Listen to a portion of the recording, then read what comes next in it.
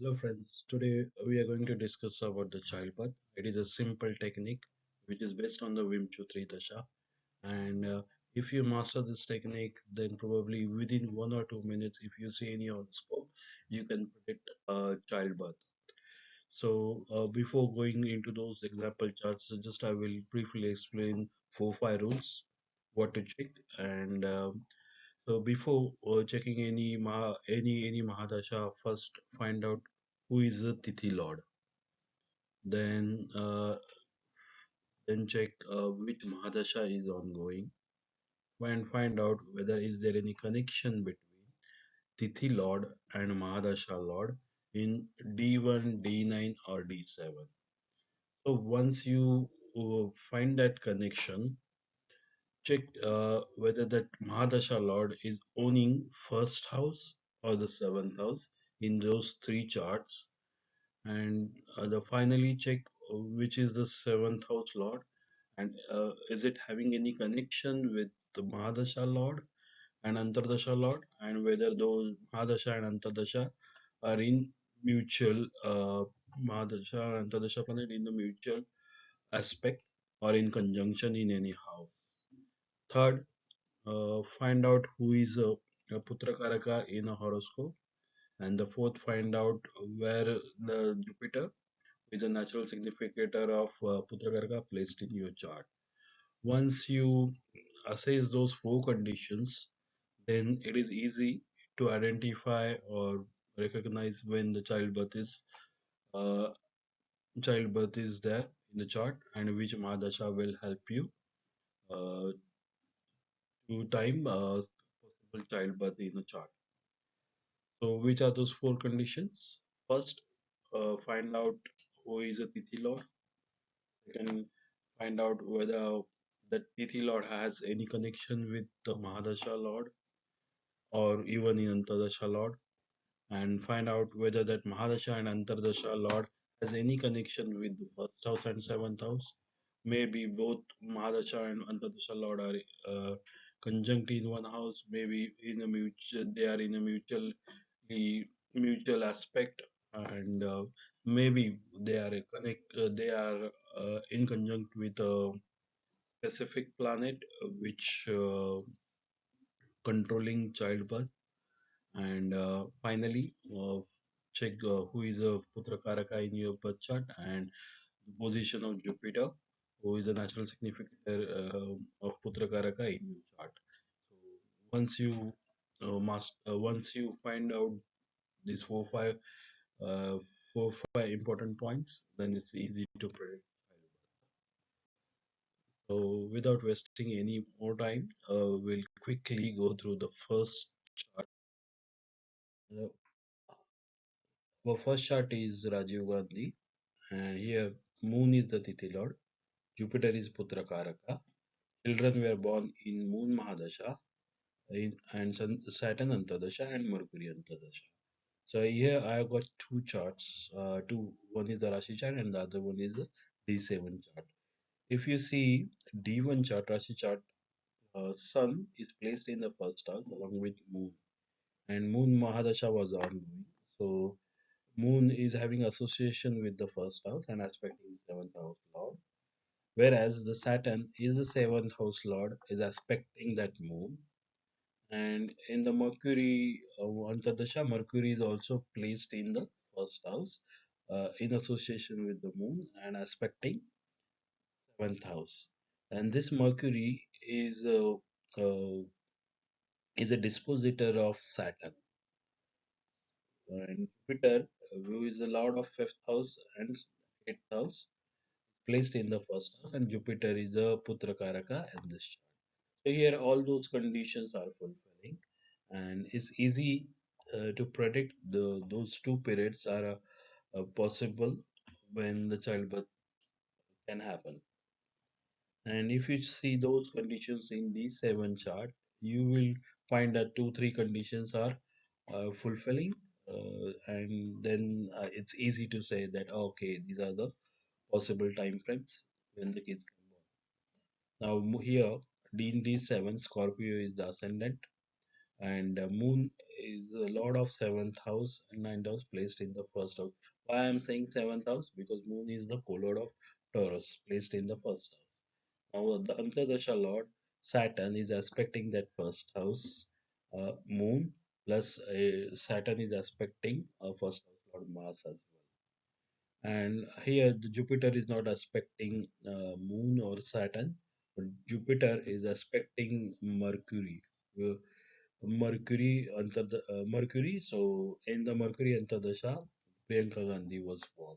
So in this D1 chart, all conditions are matching. In D7, for the first childbirth, mostly all conditions are matching. Or conditions are or showing that the childbirth is possible. Whereas in the Mercury Antardasha, only Jupiter is aspecting that Mercury, and the Moon. We know that Moon is seventh house lord placed in the first house. So out of four, two or three conditions are fulfilling. So it's easy to predict childbirth in any chart if you follow these four steps. So we'll check the next chart. This chart belongs to Indira Gandhi. In this chart, Tithi Lord is Venus, and children were born in Rahu Mahadasha, Saturn Antardasha, and Mercury Antardasha. In this chart, Mercury is the Putra Karaka. Here you can see that Rahu is associated with Venus, which is the Tithi Lord, and see the Venus is owning A7, A8, and A6.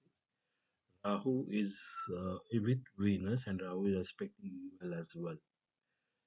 But here Rahu is not aspecting seventh house lord or the first house lord, but the ascend. But the Shani is placed in the first house. Antardasha lord.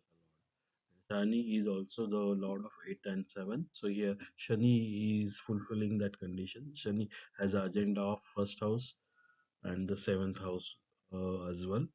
So the childbirth is possible in Rahu Madasha and Shani Antardasha.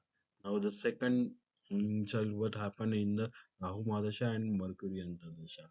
Now why Mercury Antardasha? Here Mercury is the lord of third house and twelfth house placed in the fifth house. So fifth house is also we can say the important house for children, and you can see the possible time frame when the kids can born if a particular planet placed in the fifth and aspecting 11th house. Now this Mercury is getting aspected by the Jupiter, and Mercury is a Putraka as well, and Mercury is associated with the Sun, which is in exchange with the Mars. So out of those four conditions, three are matching, and we will check these conditions in D7 chart. In D7, it is Gemini ascendant. Rahu is placed in the ninth house, aspecting first house Saturn, and Rahu is aspecting first house Lord Mercury, which is a Putra Karaka as well. And Jupiter is associated with the Rahu, and Jupiter is the seventh house Lord. So it's easy in D7. So all conditions are fulfilling in D7. Jupiter and Mercury both are Jupiter is natural significator of Putrakarka and Mercury is a Putrakarka in the chart. So all conditions are fulfilling a easy, simple chart to predict.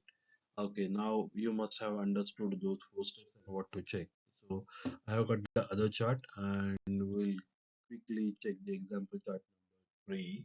Here, this is the Sagittarius ascendant. Prakaraka is Saturn, and here the Tithi Lord is Venus, and child was born in Rahu Madasha and Venus Antar. So why Rahu Mahadasha? Rahu is placed in the fifth house. Rahu is aspecting first house, and Rahu is the dispositor of Jupiter. Whereas the Antardasha Lord is the Lord of sixth and 11th, placed in the ninth house, Venus. And Venus is a Tithi Lord as well. And Venus is getting aspected by the first house Lord Jupiter. But here Rahu is not aspecting Mercury. And here Saturn is a Putrakarka in this. So out of four, two conditions are matching in D7. D1. we'll check those conditions are can be seen in D7. So in D7, it has got a Taurus ascendant, and Venus is placed in the eighth house, and Rahu is placed in the 12th house along with the seventh house Lord Mars. So here Rahu is in conjunct with the seventh house Lord Mars, and Rahu is aspecting Venus, and Saturn is aspecting Putrakaraka, aspecting that Rahu, as Jupiter is aspecting Venus, and Jupiter is aspecting Rahu as well. So in these 7 out of 4, three conditions are matching. So we'll check similar combinations in chart. The chart number 4, which has got a Scorpio ascendant, Mars is a Putrakaraka in this chart. So this chart has got a Sun as a Tithi Lord, and child was born in Rahu Madasha and Jupiter Antardasha. So here Rahu is placed in the 12th house and Jupiter is placed in the 7th house, which is the Lord of 5th and 2nd, as placed in the 7th and aspecting the 1st house.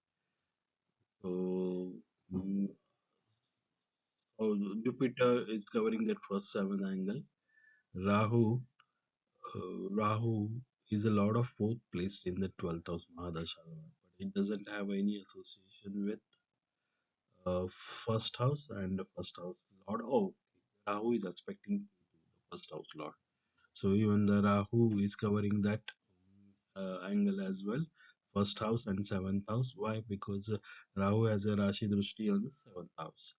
But if you check this combination in D7, Rahu is placed in the seventh house, aspecting first house, plus Jupiter is the Antardasha Lord placed in the sixth house along with the first house Lord Moon. Again, you can see that first and seventh combinations are seen in most of those charts, and those charts are having a connection either with Gemini's Putrakaraka or natural significant in Jupiter. So we'll quickly check the chart number 5.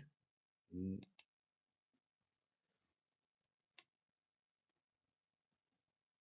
Okay, so there is a mistake. This is the chart number 6, and this is in this Rashi chart is the Taurus ascendant, and Jupiter is a Putrakaraka which is placed in the third house, and two kids were born in Shani period and Shani Mahadasha and Shani Antardasha. The Shani, this is a actually ladies chart, and Shani is placed in the ninth house. Shani is Yuga Karaka in this chart. Shani is getting aspected by the natural Jupiter, who is a significator of Putrakaraka, and so Jupiter is giving its blessing to Saturn. So why Saturn? Saturn. So Saturn is placed in the ninth house in Rashi chart, whereas in D7 chart, if you see Saturn is exalted, placed in the seventh house, aspecting first house, and first house Lord plus it's aspecting seventh house Lord Venus as well. So this is a simple chart. All conditions are fulfilling. Mm, We'll take the another chart. Example chart number 7. This is Libra ascendant. And here in this case, Rahu is a Putrakaraka. Tithi Lord is Moon, which is who is placed in the sixth house, and children were born in Venus Mahadasha and Jupiter Antardasha, and after 13 years gap, second child was born in Sun Mahadasha and Venus Antardasha. So here Venus is common. Why? Because Venus is a lord of first house placed in the 11th house along with Mars, and Jupiter Jupiter is placed in the second house, and Mars is a dispositor of Jupiter. Mm. So here there is a combination that Mars and Venus are together. Plus, for the second childbirth, you can see the condition that the Sun is a dispositor of Mars and Venus. So most of the conditions are matching in a D1 chart. If you check this combination in D7, again the Venus and Mars together in the 10th house, and Sun is placed in the 6th house. So there is action between Sun and Mars, and Jupiter is placed in the ninth house, which doesn't have any association with Venus and Mars. But as long as those Lagna Lord and Seventh Lord are together, there is a desire that both the couple can go for a childbirth during those period. And this is example chart number 8. In this chart, in the Rashi chart, Venus is a Putrakaraka, Tithi Lord is Jupiter, which is placed in the seventh house. And children were born in Saturn Mahadasha, Venus Antardasha, and Rahu Antardasha. So this is a Libra ascendant. Shani is placed in the third house. So Shani is the lord of fourth and fifth, placed in the third house.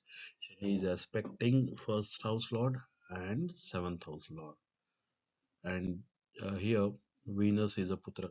Venus is getting aspected by Shani. So those all conditions are fulfilling. And in the Rahu Mahadasha, Rahu Antardasha, Rahu is placed in the fifth house along with Mars, and Rahu is aspecting Venus.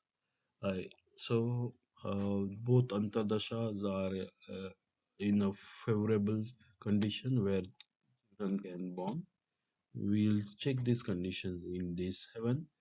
D7 has got uh, s- Capricorn ascendant. Shani is placed in the first house, in seventh house, where both Antardasha Lord placed in seventh house. And Jupiter is aspecting first house, whereas the Rahu is the co-lord of Virgo, placed in the seventh house. And Rahu is in exchange with Moon, so all conditions are there. You can see those conditions in D1 and D7. So we'll check the next chart, and this is this is the Cancer ascendant, and Moon is placed in the fifth house, where Moon is the Tithi Lord as well, and Mercury is a Putra Karaka. So both Moon and Shani, which is the seventh house Lord, placed in the fifth house along with the Mercury. So here is a clear combination that Mercury is really favorable Mahadasha when childbirth is possible. You can check this condition in D7. Both Mercury and Jupiter. Mercury is the first house lord and Jupiter is the seventh house lord. This is a Gemini ascendant together in the first house along with Moon. And you can see that Mercury is a Putra Karaka as well. So all conditions, this is the simplest chart you would ever see to predict childbirth in any chart. So we'll check the example chart number 10. This is Aries ascendant, and Jupiter is placed in the first house along with Ketu. Where Mars is a Putra Karaka, placed in the 10th house, and Tithi Lord is Jupiter. The kids were born in Jupiter period. So Jupiter is placed in the first house, aspecting seventh house, where as the Jupiter is a dispositor of seventh house Lord Venus, and Jupiter is getting aspected by the first house Lord. And Jupiter is in Putra Karaka. So out of four, three conditions are here means fulfilling. Whereas in the D7 chart, this Jupiter again in ascendant in Libra in the first house, and Jupiter is aspecting seventh house and second house Lord Ketu as well. So here in the first marriage, this person did not didn't did not have any kids, but in the second marriage he got two kids. So here the Jupiter is aspecting the second house Lord Ketu. So that's why both kids were born in second marriage in Jupiter period. So I've got those nine charts. Actually, it was a mistake that I have missed one chart, but you will see those combinations in most of those charts, where out of four, you will see minimum three combinations are seen in a Rashi chart or in a D7 chart. Once you see those combinations are present, then it's easy to say that okay, childbirth is possible during this Mahadasha and particularly this Antardasha. Hope you understood this concept. Try to check this combination in your chart or a friend chart or Vedic chart. See whether these combinations are there in the chart and easy to predict. And if you are successful in predicting, please write in the comment box. And if you have any questions, again, just write in the comment box. I will try to answer your queries. Thanks a lot.